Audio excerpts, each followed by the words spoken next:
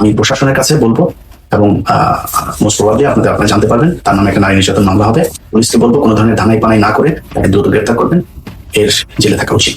বিতর্কিত সংসদ সদস্য গোলাম মাওলা রনিকে গ্রেপ্তার করেছে গোয়েন্দা পুলিশ। রাজধানীর বাড়িধারা এলাকা থেকে তাকে গ্রেপ্তার করা হয়। না, তুমি কালকে বলেছিলে দেখা করবা, সেই জন্য ফোন করেছিলাম।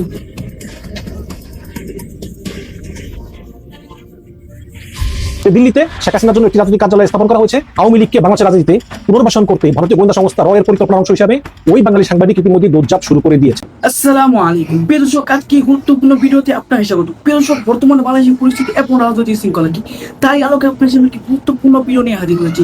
আপনারা সেই ভিডিওটা রীতিমতো অবাক হয়ে যাবেন, তাই আমি আর কথা বলবো না, আপনাদেরকে মূল ভিডিওটি দেখাবো। তার আগে যারা আমাদের এই চ্যানেল সাবস্ক্রাইব করেছেন তাদেরকে অসংখ্য ধন্যবাদ, আর যারা এখনো আমাদের এই চ্যানেলটি সাবস্ক্রাইব করেনি তারা তাড়াতাড়ি সাবস্ক্রাইব করে ফেলুন এরকম ধরনের সকল আপডেটগুলো সবার আগে পেতে। বাংলাদেশের অযোগ্য উপদেষ্টারা, তাদের অযোগ্য পররাষ্ট্র উপদেষ্টা এমন একটা কথা বলেছেন, এমন একটা প্রতিবাদ করেছেন বাংলাদেশের কাছে, যেটা যাদের অভিজ্ঞতা আছে, এরকম কোনো উপদেষ্টা থাকলে, যাদের পড়াশোনা আছে, তাদের তাদের অভিজ্ঞতা আছে এবং যাদের অন্তত পৃথিবীর আইন কানুন সম্পর্কে বিন্দুমাত্র ধ্যান ধারণা আছে, তারা এই কথাটা বলতো না।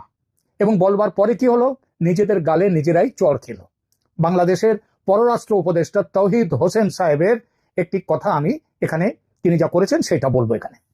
দিল্লি ও কলকাতায় বাংলাদেশ আওয়ামী লীগ দলটি তাদের দলীয় অফিস খুলে বাংলাদেশ বিরোধী প্রচারণা চালাচ্ছে।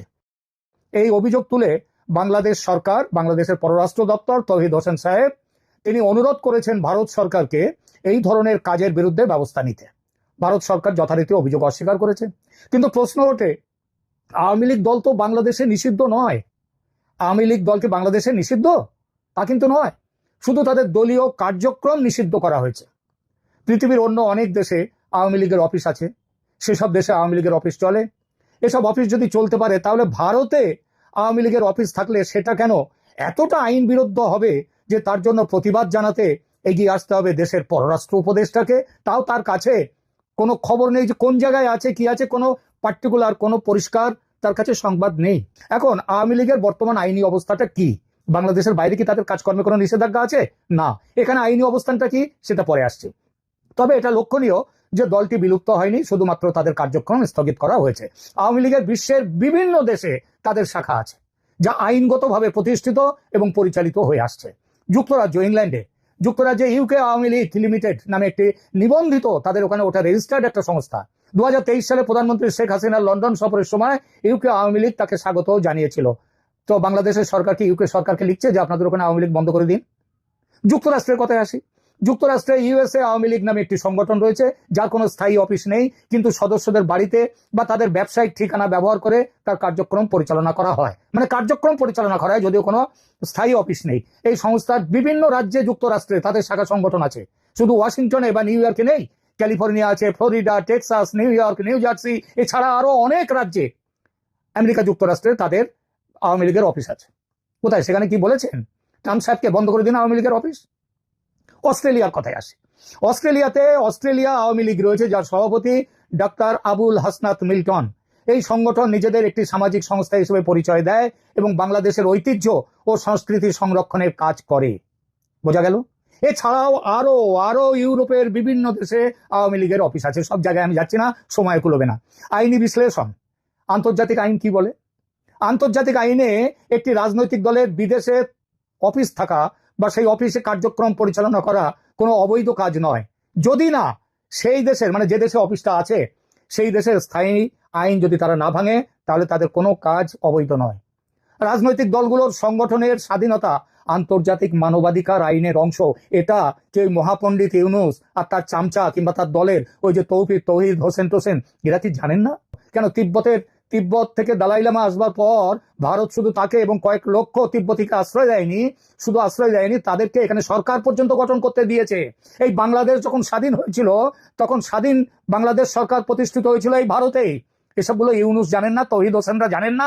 এত বোকা, এত মাথা মোটা হয়ে কি করে তারা এইরকম উপদেষ্টা হতে পারে, প্রধান উপদেষ্টা হতে পারে, নোবেল লরিয়েট হতে পারে, কে জানে? হাসিনা সরকারের পতনের পর থেকে গত এক বছরে মোহাম্মদ এ আরাফাত ব্যস্ত আছেন দলীয় কাজ নিয়ে। সাবেক এই তথ্য প্রতিমন্ত্রী মনে করেন অধ্যাপক মোহাম্মদ ইউনূসের সরকার অবৈধ। টেলিফোনে ভারতীয় সংবাদ মাধ্যম দ্য প্রিন্টকে দেওয়া সাক্ষাৎকারে তিনি বলেন, শেখ হাসিনা চলে যাওয়ার পর থেকে বাংলাদেশ এক অতল খাদের মুখে দাঁড়িয়ে আছে।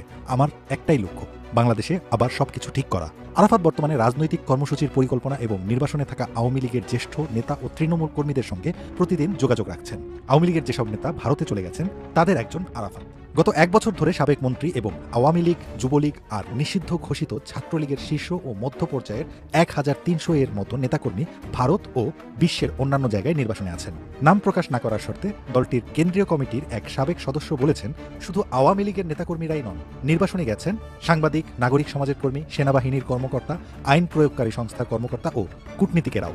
ডক্টর ইউনূস প্রশাসনের প্রতিহিংসামূলক অভিযানের কারণে তারা দেশ ছাড়তে বাধ্য হয়েছেন বলে দাবি তার। আওয়ামী লীগের ওই নেতা বলেন, আপনি যদি গোনেন তবে এই সংখ্যা 2000 ছাড়িয়ে যাবে। যারা ভারতে আছেন তাদের বেশিরভাগই আছেন কলকাতার নিউ টাউনে। তাদের সময় কাটছে প্রায় একই রুটিনে, ফজরের নামাজ, সকালে হাঁটা, জিমে যাওয়া, সন্ধ্যায় বিশ্বের বিভিন্ন দেশে থাকা আওয়ামী লীগের নেতাকর্মীদের সঙ্গে অনলাইন বৈঠকের মাধ্যমে। সাবেক স্বরাষ্ট্রমন্ত্রী আসাদুজ্জামান খান কামালকে কলকাতার বিখ্যাত বিনোদন পার্ক নিক্কো পার্কে দেখা গেছে বলে প্রথম ছড়িয়ে পড়ে 2024 সালের 2 অক্টোবর। ততদিনে 2024 সালের জুলাই ও আগস্ট মাসে কয়েকটি হত্যাকাণ্ডের মামলায় তার নাম চলে আসে। বাংলাদেশে সে সময় পুলিশের অতিরিক্ত মহাপরিদর্শক শাহ আলম সংবাদ মাধ্যমকে বলেছিলেন, আমরা বিষয়টি তদন্ত করে দেখছি। যদি তারা ইমিগ্রেশন পার হয়ে যেতেন তবে আমাদের কাছে প্রমাণ থাকত। তাদের ক্ষেত্রে কোনো প্রমাণ নেই। নিউ টাউনে বসবাস করা আওয়ামী লীগের এক সাবেক সংসদ সদস্য ভারতের সংবাদ মাধ্যম দ্য প্রিন্টকে বলেন, তিনি নিয়মিত আসাদুজ্জামান খানের সঙ্গে দেখা করেন। সাবেক ওই সংসদ সদস্যের তথ্য মতে সাবেক স্বরাষ্ট্রমন্ত্রী এখন ওই এলাকায় একটি বড় অ্যাপার্টমেন্ট ভাড়া নিয়েছেন, যেখানে নিয়মিত তার দলের সহকর্মী ও নিউ টাউনের বর্তমান প্রতিবেশীরা আসেন। তিনি অতিথি আপ্যায়ন করেন। আসাদুজ্জামান খান কলকাতায় তার স্ত্রী ও মেয়েকে নিয়ে থাকেন। দলীয় বৈঠকের জন্য তিনি প্রতি সপ্তাহে দিল্লিতে যান এবং ভারতের উচ্চ পর্যায়ের কর্মকর্তাদের সঙ্গে দেখাও করেন। তার ছেলে শাফি মুদ্দাসির খান জ্যোতি গত বছর সেপ্টেম্বর মাসে ঢাকায় গ্রেপ্তার হন। সাবেক সংসদ সদস্য আরও বলেন, আসাদুজ্জামান খান তার অ্যাপার্টমেন্টে আসা দলীয় সহকর্মীদের বার্তা দেন, আমরা এখানে বিশ্রাম নিতে বা স্থায়ীভাবে থাকতে আসিনি, আমরা এখানে বেঁচে থাকার জন্য এসেছি এবং আগামী লড়াইয়ের জন্য প্রস্তুত হতে এসেছি। আসাদুজ্জামান খানকে প্রতি সপ্তাহে দিল্লি ভ্রমণ ও কলকাতায় প্রতিদিন বৈঠক নিয়ে ব্যস্ত থাকতে হয়। গোলাম ময়লা রনিকে যে যেখানে পাবেন তার মুখে থুতু দিবেন। এই জানোয়ারটা ইলিয়াস হোসেন ভাইয়ের মাকে নিয়ে কোন ধরনের গল্প সাজিয়েছেন দেশবাসী তা দেখেছে। এখন দেশবাসী প্রস্তুত হচ্ছে মুখে থুতু নিয়ে গোলাম ময়লা রনির মুখে ছাড়ার জন্য। প্রিয় দর্শক, সর্বপ্রথমেই মেজাজটা খারাপ হয়ে গিয়েছে যখন দেখলাম যে গোলাম ময়লা রনি একটি ভিডিও পোস্ট করেছে যে সাংবাদিক ইলিয়াস হোসেন ভাইয়ের মা নাকি পতিতা ছিলেন, পতিতালয়ে হোটেলে ইলিয়াস হোসেন ভাই নিয়ে যেতেন এবং হোটেলে কিছু সময় অতিবাহিত করে পয়সা রোজগার করে সংসার চালাতেন।